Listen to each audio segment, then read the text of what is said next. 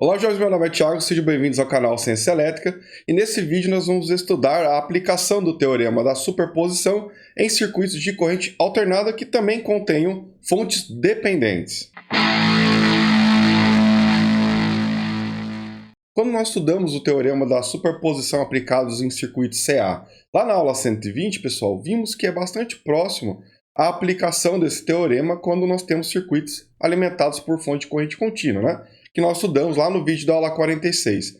Caso vocês não tenham visto esses vídeos ainda, eu vou deixar o link deles na lista de vídeos de referência na descrição desse vídeo, ok? Mas no caso das fontes dependentes, né, temos que observar se a variável de controle da fonte ela está ou não presente no circuito sob análise, né?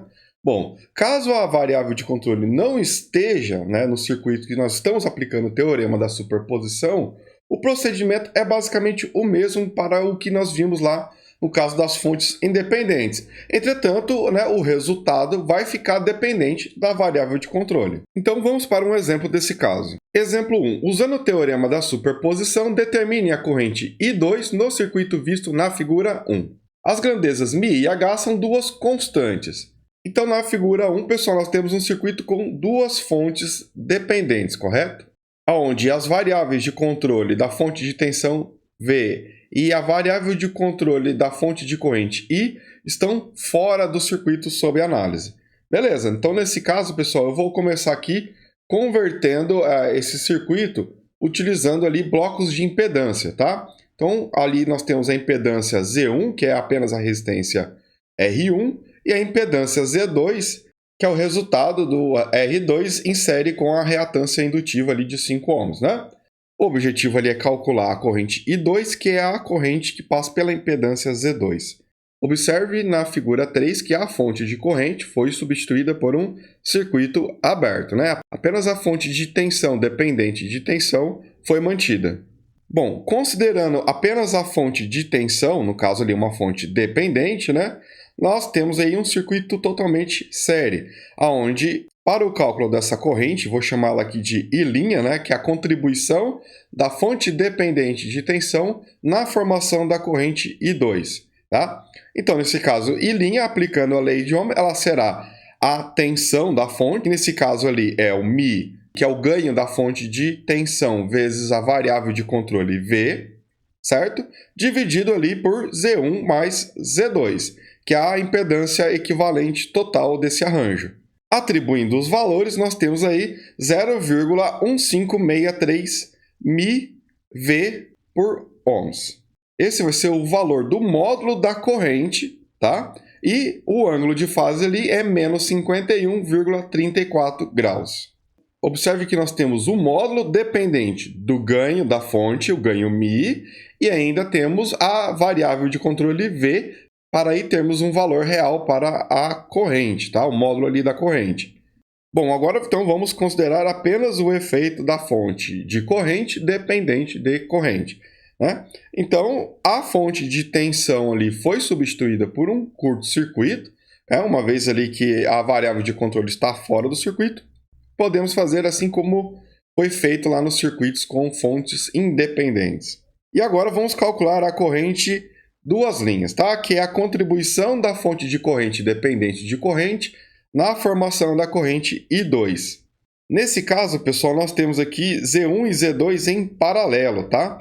E para o cálculo da corrente e duas linhas, basta aplicar a regra dos divisores de corrente, né? Que nós também já estudamos aqui no canal. Nesse caso, nós vamos pegar a corrente da fonte, que ela tem um ganho H vezes a variável de controle I, certo? Multiplicar pela impedância do ramo oposto, no caso Z1, tudo isso dividido pela soma das impedâncias em paralelo. Então, atribuindo os valores ali, I duas linhas tem como módulo 0,4689 H, que é o ganho da fonte, vezes I, que é a variável de controle. E o ângulo de fase, menos 51,34 graus. Então, mais uma vez, né, pessoal, observe que o resultado aí está ainda dependente da variável de controle e também do ganho da fonte. Nos dois casos, se vocês observarem com atenção, vocês devem ter visto que a corrente ela tem o mesmo sentido, né? tanto para a fonte dependente de tensão quanto a de corrente. Então, nesse caso, basta somar os efeitos de I' mais I duas linhas para obter I2. Então, aí vocês têm aí em vermelho a expressão para a corrente I2. Vamos atribuir alguns valores hipotéticos para ver como que ficaria essa corrente I2. Para isso, eu vou considerar que a variável de controle da fonte de tensão V tem ali 5 volts com ângulo de 0 grau. E a variável de controle da fonte de corrente I é 20 mA, né, o valor do módulo com ângulo de 0 graus.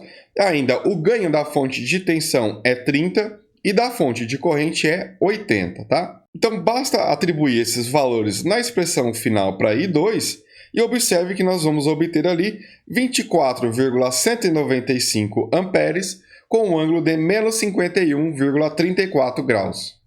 Então, esse seria o valor de I2, considerando aí esses ganhos para as fontes, né? E também esses valores para a tensão e a corrente de controle. Bom, agora vamos ver o caso onde a variável de controle participa do mesmo circuito sobre análise, né? Ou seja, está naquele circuito que nós estamos aplicando o teorema da superposição. Mas antes, pessoal, se esse vídeo estiver contribuindo aí com os teus estudos, não esqueça aí, né, de deixar o like e também verificar se você está inscrito no canal, né? Ative as notificações para ser avisado sobre as próximas aulas, ok? Vamos lá, então.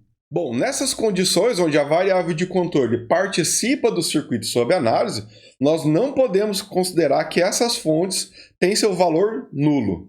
Então, nesse caso, nós temos que aplicar o teorema da superposição apenas nas fontes independentes, certo? No circuito, ou nas fontes dependentes que tenham suas variáveis de controle fora do circuito sob análise. Isso porque, pessoal, as fontes dependentes, elas não são fontes de energia, no sentido de que se eu remover todas as fontes independentes do circuito, todas as fontes dependentes tenderão a zero no regime permanente, né? Uma vez que não há aí nenhuma variável de controle, né? Ou elas tendem a zero. Exemplo 2. Determine a corrente I2 no resistor R2, mostrado aí na figura 5. Então, observe que a fonte de tensão dependente de tensão desse circuito tem como variável de controle a tensão V. E a tensão V é a tensão no resistor R1, tá? Então, olha lá, a variável de controle da fonte de tensão, ela participa do mesmo circuito sob análise. Então, eu não posso remover ali a minha fonte dependente. Se a gente aplicar a lei de Kirchhoff para as tensões ali na janela da direita do circuito, pessoal, nós vamos ter que a tensão no resistor R2 é a tensão V, que é a tensão ali no resistor R1, mais a tensão da fonte dependente, que é Mi vezes V. E depois também tem a expressão com o V colocado em evidência, tá? E, além disso, pessoal, a corrente I2 ela é definida pela lei de Ohm como tensão no resistor R2 dividido por R2. Mas a tensão no resistor R2 é 1 mais Mi, tudo isso vezes a tensão de controle V, né? Bom, então, se eu aplicar agora a lei de Kirchhoff para as correntes, eu posso calcular a corrente I da fonte como sendo a corrente I1 mais a corrente I2. Lembrando ali que a corrente I1, aplicando a lei de Ohm, é a tensão V dividido por R1 mais I2, conforme definimos agora há pouco, né? Então, nós podemos fazer algumas manipulações aí para isolar a corrente I, colocando o V em evidência, ou ainda posso isolar a variável de controle V. Agora, substituindo V lá para o cálculo de I2, nós temos essa expressão. E aí, com um pouco de manipulação matemática, né, pessoal, multiplicando o numerador e o denominador por R1, temos a expressão final para a corrente I2 como sendo 1 mais Mi vezes R1 vezes I, dividido por R2 mais 1 mais Mi vezes R1. Então, essa expressão diz que a corrente no resistor R2, né, a corrente I2, ela está escrita em função do ganho da fonte de tensão dependente, mas não está escrita mais em função da tensão de controle, né? Observe que a tensão de controle não aparece na equação final para I2. Bom, agora com vocês, né? Faça o download da lista de exercícios, tá? O link para o site onde está hospedado lá o arquivo PDF para vocês baixarem a lista de exercícios está na descrição desse vídeo. Então, faça o download, tenta resolver e depois eu vou subir um vídeo para você conferir a sua performance, ok? Então, pessoal, se esse vídeo foi útil para vocês, deixe seu like e também verifique a sua inscrição no canal, né? Ative as notificações para ser avisado sobre as próximas aulas e fique à vontade para deixar alguma crítica, dúvida ou sugestão na área de comentários, ok? Forte abraço e até logo!